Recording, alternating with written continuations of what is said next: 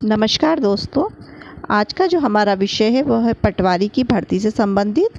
तो मध्य प्रदेश में पटवारी की बम्पर भर्ती की घोषणा की गई है। तो हम ये जानने का प्रयास करेंगे कि जो मध्य प्रदेश में पटवारी भर्ती आई है वह कितनी आई है, मतलब उसकी संख्या कितनी है, कितनी पटवारी भर्ती होगी, और पटवारी भर्ती से संबंधित जो भी जानकारियाँ बताई गई हैं कि इसमें पटवारी भर्ती में क्या क्या होना ज़रूरी है, आयु सीमा से संबंधित, योग्यता से संबंधित, परीक्षा कैसे होगी, क्या क्या सब्जेक्ट होंगे। तो इन सभी बातों को हम इस वीडियो के अंतर्गत लेंगे और सभी कुछ जानने की कोशिश करेंगे। तो आइए हम और आप मिलकर अपना वीडियो आरंभ करें। जिस तरह से आप देख रहे हैं कि प्रदेश में 5204 पटवारी के नए पद बनाए जाएंगे। तो यहाँ पर जो पटवारियों की संख्या ली गई है कि कितने पद पर होगी, तो वहाँ पर है 5204 पदों पर। आगे मैं थोड़ा इसको पढ़ के समझाना चाहूँगी, आप थोड़ा समझने की कोशिश कीजिए। प्रदेश में पटवारी के 5204 नए पद बनाए जाएंगे। इनके लिए भर्ती चरणबद्ध होगी। नगरीय निकायों में 0 SS नगर सर्वेक्षण वरिष्ठ पटवारी के पद सृजित किए जाएंगे। तहसीलों के लिए पटवारी के पद बनाए जाएंगे। राजस्व सहित अन्य विभागों से जुड़े कामों को देखते हुए पटवारी के नए पद बनाने का प्रस्ताव तैयार किया गया है, जिस पर अंतिम निर्णय मंगलवार को मुख्यमंत्री शिवराज सिंह चौहान की अध्यक्षता में होने वाली कैबिनेट बैठक में लिया जाएगा। तो यहाँ पर जो मुख्य बात थी वह इसी से संबंधित थी, पटवारी भर्ती से संबंधित। आइए इससे संबंधित कुछ और बातों को हम जानने और समझने की कोशिश करते हैं। यहाँ पर आप देख रहे हैं MP पटवारी 2022। आयोग का नाम मध्य प्रदेश व्यावसायिक परीक्षा मंडल। पद का नाम पटवारी नायब तहसीलदार। पद संख्या 4000 के लगभग पद है। आवेदन मोड ऑनलाइन है। सैलरी आप देख रहे हैं कम या ज़्यादा हो सकती है। चयन प्रक्रिया ऑनलाइन परीक्षा है, मतलब कि जो पेपर होगा वह ऑनलाइन होगा, कंप्यूटर के द्वारा होगा, ऑफलाइन नहीं होगा पेपर। नौकरी करने का स्थान मध्य प्रदेश होगा। मध्य प्रदेश से ये वैकेंसी निकली है तो नौकरी का स्थान भी मध्य प्रदेश ही होगा। तो आइए इससे संबंधित कुछ बातों को और हम जानने की कोशिश करते हैं। यहाँ पर जो बात बताई गई है वह है पटवारी भर्ती परीक्षा में क्या क्या विषय रहेंगे और किस विषय के क्या अंक रहेंगे, हम इसे भी जानने की कोशिश करते हैं। तो यहाँ पर रहेगा कंप्यूटर ज्ञान 20 अंक का आएगा। सामान्य हिंदी 10 अंक की आएगी। सामान्य अंग्रेजी 10 अंक की। सामान्य गणित 30 अंक का। यहाँ सामान्य से मतलब है सरल, मतलब ज़्यादा हाई लेवल का आप लोगों से नहीं पूछा जाएगा, केवल सामान्य हिंदी अंग्रेजी गणित रहेगा और ये 20-10 नंबरों का ही रहेगा। मानसिक योग्यता 15 अंक की रहेगी। सामान्य ज्ञान 35 अंक का रहेगा। समसामयिक घटनाएं जो रहती हैं उनसे संबंधित क्वेश्चन भी आएंगे, वो भी 15 अंक के रहेंगे और इससे संबंधित सामान्य ज्ञान 15 अंक का रहेगा। कुल प्रश्न संख्या 150 प्रश्न होंगे। तो इस तरह से हमने विषयवार भी चर्चा कर ली है कि क्या क्या विषय रहेंगे और कौन सा विषय कितने अंक का रहेगा। आगे देखें, शर्तें अनिवार्य रखी जा सकती हैं। राजस्व विभाग द्वारा तय कट ऑफ डेट पर कैंडिडेट की उम्र 40 साल से अधिक नहीं होना चाहिए। तो यहाँ पर जो बात कही गई है वह यह है कि कम से कम आयु 18 वर्ष हो सकती है और अधिक से अधिक 40 वर्ष। 18 वर्ष से कम आयु के व्यक्ति इसका उम्मीदवार नहीं बन सकता और 40 वर्ष से अधिक आयु का व्यक्ति भी इसका उम्मीदवार नहीं बन सकता। तो मतलब 18 से कम नहीं होना चाहिए और 40 से अधिक नहीं होना चाहिए।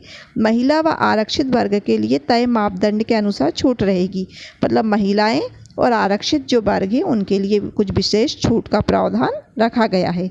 उम्मीदवार के पास रोजगार कार्यालय में जीवित पंजीयन होना चाहिए, तो आप लोगों को जाकर रोजगार कार्यालय में जीवित पंजीयन कराना होगा। हालांकि 2012 की जो भर्ती में कक्षा 12वीं की अर्हता तय थी, साथ में PGDCA मांगा गया था। इसे पिछली भर्ती के समय बदल दिया गया था, मतलब पहले PGDCA मांगा गया था लेकिन इससे पहले की जो भर्तियां हुई थी उसमें बदल दिया गया था। आगे देखें, भोपाल मध्य प्रदेश में होगी 3000 पटवारियों की भर्ती।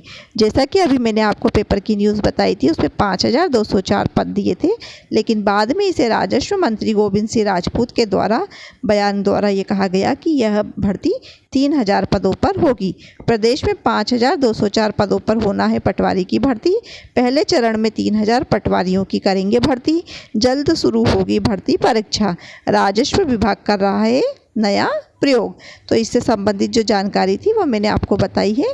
और देख लें आगे की जानकारी। नई भर्ती में कौन हो सकेगा शामिल, तो पूर्व में तय भर्ती नियमानुसार ग्रेजुएशन डिग्रीधारी आवेदन कर सकेंगे।